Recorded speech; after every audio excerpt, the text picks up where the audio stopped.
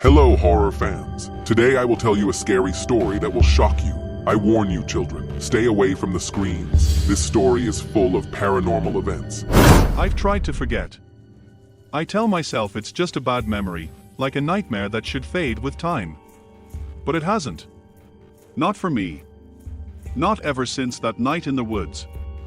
Not since we found that house. I don't even know why we went out there in the first place. It seemed like an adventure at the time.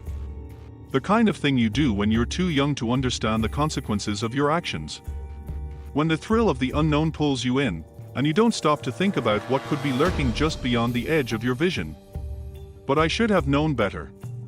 I should have known that the forest, the house, the thing we found, they weren't just some stupid dare. They were waiting. Watching. We set out in the afternoon, a group of 4. Me, Sarah, Jake, and Thomas. All of us hoping for an escape from the mundane, something to shake up our otherwise predictable lives. The forest seemed harmless at first. The sun was still high, casting long shadows through the trees, the kind that make the woods look peaceful. But as the evening crept in, so did the unease. Sarah was the first to suggest it. This abandoned house we'd heard rumors about. A rundown shack deep in the woods, far from the beaten path. The locals swore it was haunted, cursed even. A few people had gone missing in those woods, they said. But those were just stories, right? Just old-timers trying to scare the younger generation. We laughed about it, brushed it off. After all, we were all in our 20s, invincible, eager to prove something, though I didn't know what. As we walked deeper into the trees, the air grew cooler, the sunlight dimming with every step. The forest was strangely quiet. No birds, no rustling in the leaves. Only the occasional snap of a twig beneath our boots. I tried to ignore the feeling gnawing at my gut, but the silence felt wrong. As if the forest itself was holding its breath. We didn't talk much after that. The path ahead was narrow and overgrown, the trees leaning in like they were trying to block our way. My mind wandered back to the stories I had heard about the place. They spoke of a tragedy, of a family that once lived there, all of them disappearing without a trace. The house had been abandoned ever since, left to rot, but something about it felt alive. I don't remember when we first saw it. One moment, we were trudging along, and the next, there it was, looming ahead of us through the trees. The house. The first thing that struck me was how wrong it looked. It was taller than it should have been, its roof sagging like it couldn't hold its own weight. The walls were cracked and warped, the windows shattered, and the door hung loosely on its hinges. It wasn't just abandoned. It was as if the house itself was waiting for something, or someone. We made it, Jake said, his voice too casual. I could hear the excitement in his tone, but I could also sense the tension underneath, the unspoken unease we were all trying to ignore. I knew we had crossed a line, but none of us said it out loud. We were too far in now. Too deep into whatever this was to turn back. We entered through the front door, the wood creaking under our weight. Inside, the air was thick with dust, the smell of mildew and decay filling my nose. There were remnants of old furniture, broken pieces scattered across the floor, and walls lined with peeling wallpaper. It looked like it had been left in a hurry. Like something had forced its occupants to leave, but never came back to clean up the mess. I felt a chill run down my spine. There was something off about the place. I couldn't put my finger on it, but every step seemed to echo, louder and louder. Like the house was alive, listening. We'll stay the night here, then head back tomorrow, Thomas said, slinging his backpack off his shoulders. I nodded, though I couldn't shake the feeling that we were making a mistake. The air was too still, too heavy. It wasn't normal. As night fell, the forest outside seemed to press in around us, the once distant sounds of wildlife now replaced by a strange silence. We sat around the fireplace, trying to lighten the mood with some old campfire stories. But even Jake, the biggest skeptic of us all, seemed on edge. He kept looking at the door like he expected someone, or something, to step through it, and then, around midnight, we heard it. A sound. A faint scraping, like nails dragging across the floor above us. At first, I thought it was the wind, or maybe just the house settling. But as the noise grew louder, more deliberate, I felt my heart stop. We were not alone, did you hear that? Sarah whispered, her face pale. Her eyes were wide with fear, and I could see the same realization creeping up on her, the same knowledge that we had crossed a point of no return. I nodded, too afraid to speak. I had been listening intently, but now that she had mentioned it, the sound was unmistakable. There was someone, moving above us. In the attic. Jake tried to laugh it off, but it was weak, unconvincing. It's probably just rats or something.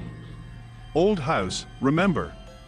But even his bravado couldn't cover up the fear that laced his voice. We waited in silence for what felt like an eternity, but the scraping continued. Back and forth, dragging closer. I could feel the walls of the house closing in on us, the darkness growing heavier with each passing second. It was as if the house itself was holding us captive, trapping us in its decaying walls, and then, just as suddenly as it had started, the sound stopped, but I didn't feel any relief. No, it wasn't the silence that brought peace, it was the knowledge that something else was coming. Something worse, and then, we saw it, through the broken window, a shadow moved. Tall, with two heads. One was black as night, its eyes glowing red, while the other was a sickly, dark red, with twisted features that looked almost human. It was too big, too unnatural, to be anything but a monster. I stood frozen, unable to move, my breath caught in my throat. It was real. It was coming for us, but it didn't just move through the window. No. It was moving toward the house, closer, closer, until I could see it clearly. I could see the twisted, grotesque creature outside. And I knew, with every fiber of my being, that we would never leave this place alive. I thought I was prepared for what was coming. I thought that seeing the creature through the broken window, knowing it was out there, would somehow make it easier to face. But I was wrong. Nothing could prepare me for what happened next. For a long moment, all I could do was stare, frozen in place, my pulse pounding in my ears. The two-headed monster, each had a grotesque mockery of life, was standing just outside the house. Its bodies twisted unnaturally, like something cobbled together from the depths of hell. The black head had hollow eyes, glowing red like burning embers, while the red head seemed to shift and twitch, almost as if it was alive in a way that was far beyond any earthly creature. The room seemed to shrink around us, the walls closing in with the sound of my breathing. No one dared to move or speak. We could hear it now, its breathing, a low, guttural growl, as though it was savoring the moment before it would strike. And then, without warning, it lunged. It wasn't the kind of lunge you expect from a creature. It wasn't a simple dash or a fast attack. No, it moved with purpose, slowly, deliberately, as if the monster knew exactly how much fear it could instill in us before we would break. I heard the door creak. It was coming straight for us. What the hell is that thing? Thomas whispered, his voice trembling. His usual bravado had vanished completely, replaced with raw terror. I could barely look away from the window. I could barely speak. But I managed to get out a single word: run. That's when everything descended into chaos. We bolted for the back of the house. I could hear the heavy thudding of its feet behind us, its unnatural steps shaking the floor beneath our feet. The house was falling apart around us as we scrambled, desperate to get away. I remember the air growing colder, the walls seeming to close in tighter, as if the house itself was working against us, trying to trap us inside. The back door, which had been hanging loosely from its hinges, creaked open as I shoved it aside. The forest outside looked almost unreal, too dark, too still. It was as if the trees themselves were watching us, waiting for what was about to happen. Where do we go? Sarah screamed, her voice strained and panicked. Her eyes were wide with terror, and I could see her hands shaking as she clutched the sleeve of my jacket. We just need to get away from the house, I said, my voice low and strained. I didn't know if it would help. I didn't know if we could outrun this thing, but even as I spoke, I felt the ground tremble beneath us. The creature was outside, circling us like a predator with its prey. We had no time to think, no time to plan. We ran. Through the trees, through the thick underbrush, our footsteps loud in the silence of the forest. The wind howled around us, making it hard to hear anything over the sound of our own heartbeats. I could hear it now, the creature was closer. The air grew thick with the scent of decay, and the unmistakable sound of dragging limbs reached my ears. It was moving faster than I could have imagined. Suddenly, Sarah screamed, her voice high-pitched and frantic. I turned to see her stumbling, falling to the ground as she tripped over a thick root. The darkness seemed to swallow her whole, and I couldn't see her face anymore. I couldn't even see if she was still moving. My breath caught in my throat. "Sarah!" I shouted, running back toward her, but just as I reached her, I felt it. A pressure, a weight in the air, so thick it was almost suffocating. The ground beneath my feet shifted, and a shadow loomed over us both. I looked up to see it, two heads, glowing red eyes, staring down at us. I don't know how long we stood there, frozen in fear. Time seemed to stretch and snap at the edges, like some cruel game of fate playing out before us. The creature leaned closer, its breath hot against my skin. Its first head snarled, the growl vibrating deep in my chest. The second head, the red one, seemed to twitch and turn toward Sarah, its tongue flicking out as if tasting the air. I could hear Sarah's whimper now, soft and desperate. I reached for her, pulling her up by the arm, and we scrambled to our feet, backing away slowly, trying to put distance between us and the thing. The forest felt more alive than ever, as if the trees themselves were whispering, encouraging the monster to hunt us. The noise from the creature was deafening now, its breaths were jagged and ragged, and the low growl that came from it sounded more like a rumble, like thunder. But there was nothing natural about it. Nothing that could belong to this world. "Move!" I shouted at Sarah, and we did.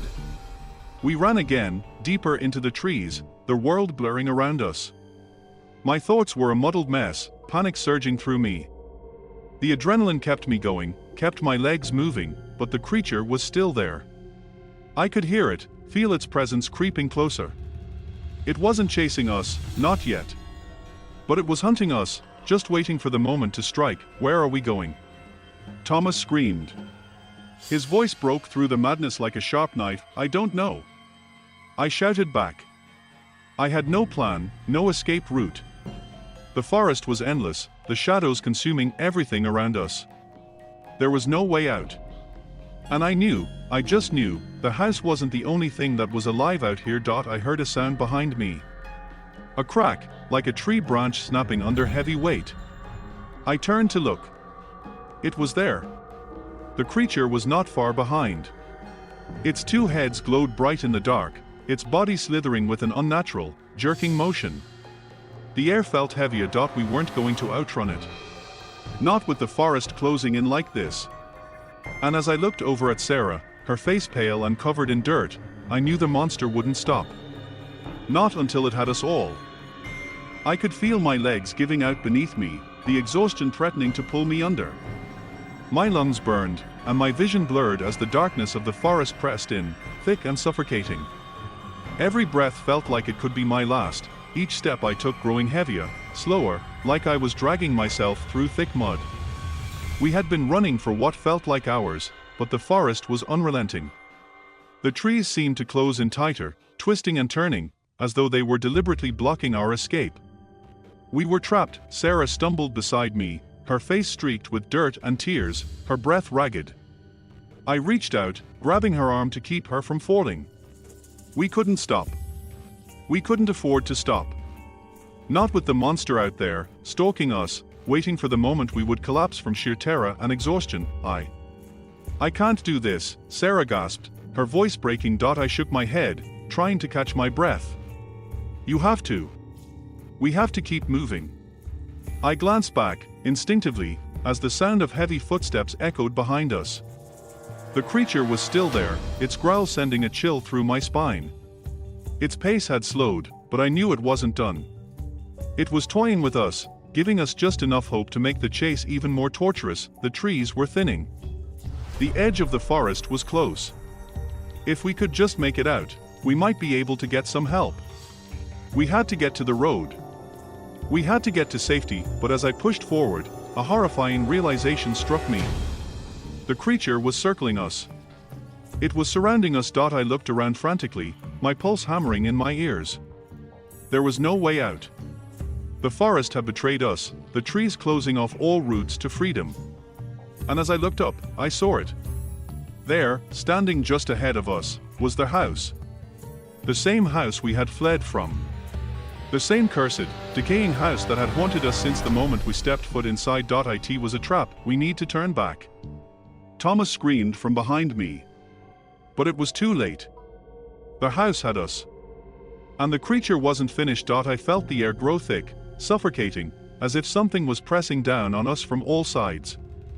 My chest tightened, and I could hear my heartbeat pounding in my head, louder and louder. My thoughts scattered as panic took over. We were cornered, the ground beneath us shook again, this time harder. A deep rumble that made my bones ache. The monster had found us. It was here. I turned, and there it was. The creature, its two heads swiveling in opposite directions, its glowing eyes locked onto us. It was closer now, and I could see it more clearly, each of its heads twitching, jerking unnaturally, as if it were struggling with its own existence. Its bodies were grotesque, too twisted to even resemble anything human. And yet, in some sick way, they looked like they had once been people. Their faces, if you could call them that, were hollow, filled with nothing but a deep, all-consuming hunger. A hunger that seemed to burn with a terrible need for our suffering. I backed up, my feet slipping on the wet earth. I had no place to go. No more options. It was going to catch us. I could feel it. The air around me felt thick, oppressive, and every instinct in my body told me to run. But there was nowhere left to run, and then it moved. The monster lunged with unnatural speed, its jaws snapping open, its red eyes flashing with an insatiable hunger. I heard Sarah scream, but the sound was drowned out by the deafening growl of the creature as it surged toward us. In that moment, everything seemed to slow down, like the world itself was holding its breath. I tried to shove Sarah out of the way, but it was too late. The monster's massive, gaping mouth closed around her, and I heard the sickening sound of bone crunching as it tore into her flesh. Her scream was cut off in an instant, replaced by the terrible, wet sound of the creature feeding. My heart stopped. I couldn't move. My body was frozen in place, my mind reeling with horror and disbelief. I watched in terror as the creature devoured Sarah, its two heads fighting for the prize, each one tearing at her with vicious, desperate hunger. No. I screamed, my voice barely a whisper in the storm of chaos. No. But there was nothing I could do. Nothing. I turned to run, but I was too slow. The creature's second head snapped at me, its teeth sinking into my arm, tearing through the flesh with brutal force. Pain exploded through me, and I cried out, but my scream was swallowed by the growl of the monster. The ground beneath me buckled, and I collapsed into the dirt, my body racked with agony. I felt it drag me back toward the monster, its claws digging into my skin, pulling me closer to its ravenous hunger. I knew then that there was no escape. There would be no rescue. No help. I was going to die here, in this cursed forest, at the hands of the thing I had so foolishly tried to outrun, and then, as if fate itself had decided my end, the ground beneath me seemed to crack open, the forest groaning, the trees twisting and warping in unnatural ways. The air itself seemed to scream in agony, and I felt the world shift beneath me, pulling me deeper into darkness, and then, nothing. The next thing I knew, I was lying in the dirt, alone. The forest was silent, the air still, as though everything had paused for a moment, holding its breath. I didn't know how much time had passed, but when I opened my eyes, I knew something had changed. The creature was gone, but I was still there. The house was no longer in front of me. The trees, the path, had all disappeared. There was only darkness. The woods, the monster, Sarah, everything had vanished, but I knew. I knew what had happened. I knew the monster was still out there, somewhere, waiting. And I was the only one left to carry the burden of that terrible night. The only one who had survived the curse of the forest, and as I looked around, the silence heavy around me, I understood. I wasn't free. The house wasn't done with me yet, and neither was the monster.